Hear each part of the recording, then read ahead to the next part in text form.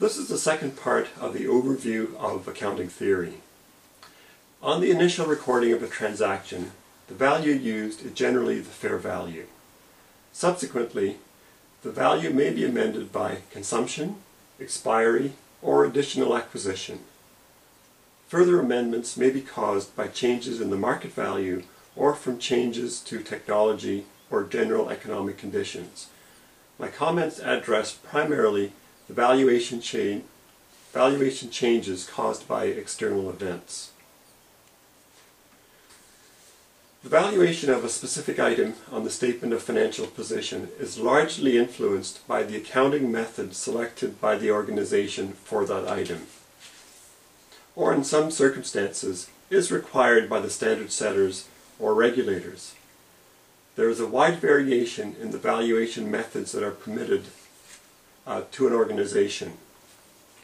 For example, accounts receivable and inventory are valued at historical cost and may be reduced to a realizable value if required. Land is reported at historical cost and remains at that level even though its realizable value is often higher. For investments in securities of other companies where there is no intent on the part of the management to control the operations of the other company, the securities are recorded at the fair value. Reductions in valuation of assets following acquisition, which are not the result of further acquisition or the disposition, may be caused by the following. The first type of reduction is that of impairment. Impairment represents a concern about the future profitability of that asset in relation to its carrying value. Another event that may require a reduction in the value of an asset is where there's a high level of uncertainty about the ability of the organization to remain financially viable. Should this occur, the value of the assets will be reduced to a value closer to that which would be realized on liquidation of the business.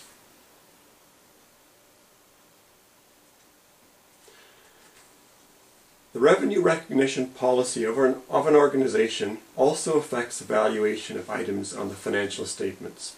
For example, a long-term construction contract may be recorded under the percentage completion method or under the completed contract method. Over the entire life of the project, these methods will generally produce the same results. However, during the life of the contracts, the two methods will often produce different results.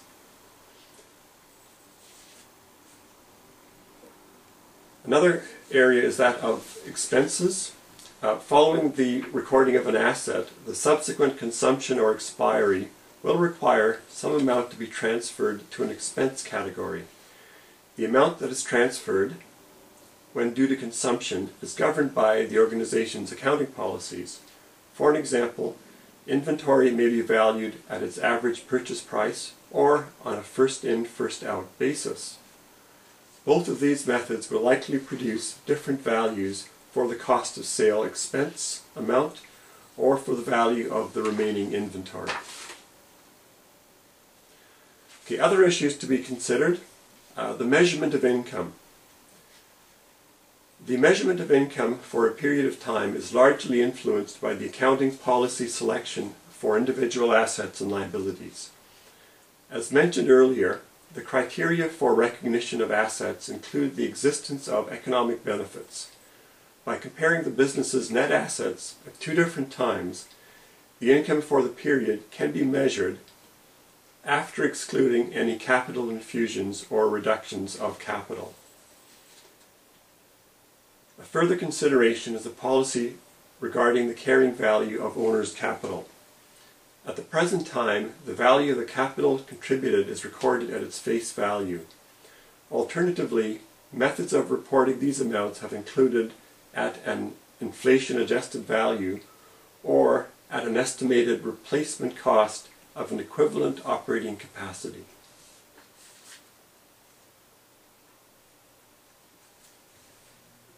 The current definition of an asset, in addition to providing economic benefit to the organization, also requires that the asset be controlled by the organization. This definition does not require formal legal ownership. The concept of control requires assets that are indirectly controlled by the organization through separate corporations that it controls to be reported as assets. For this reason, many corporations are required to prepare consolidated financial statements. The role of management in the preparation of financial statements should also be highlighted. There may be a conflict of interest, or a perceived conflict of interest, in that some components of the compensation for management may be based on the financial performance of the organization, and since the management is responsible for financial reporting, the concern is that the accounting policy selected for financial reporting purposes may be more beneficial to the interests of management than to the interests of the investors and creditors. To reduce this potential risk, public companies are required to have the financial statements audited by an external auditor. In addition, members of the audit committee are not members of management, and this committee has the opportunity to meet with the external auditor at the conclusion of the audit. Another issue to highlight is the classification of transactions between operating, financing, and investing activities. An infusion of capital may cause an increase in the total assets. However, the risks and rewards of the incremental financing will be different to the creditor as opposed to the investor. This distinction is also very important from a fraud prevention perspective. There have been many unfortunate occurrences of capital infusions from owners being fraudulently misrepresented as arising from operating activities. The last topic I would like to highlight is, in my view, a deficiency of the current accounting process. Earlier, the issue of decision usefulness was mentioned as one of the principles that guide the development of accounting principles. However, because of the existence of users whose information requirements may not be met, as well as their evolving requirements, the existing accounting standards are always in a state of deficiency. From my viewpoint, the component that needs to be strengthened is a process of continually polling user groups to detect changes to their information requirements or dissatisfaction with current accounting standards. At the same time, I realize that the standard setters and regulators may already carry out this type of review.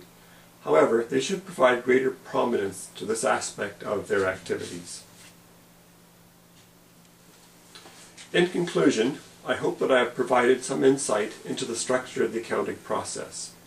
This overview has been prepared in response to questions and comments raised by accounting students. If you wish further topics in accounting theory to be discussed, I ask that you provide comments on YouTube describing your topic of interest.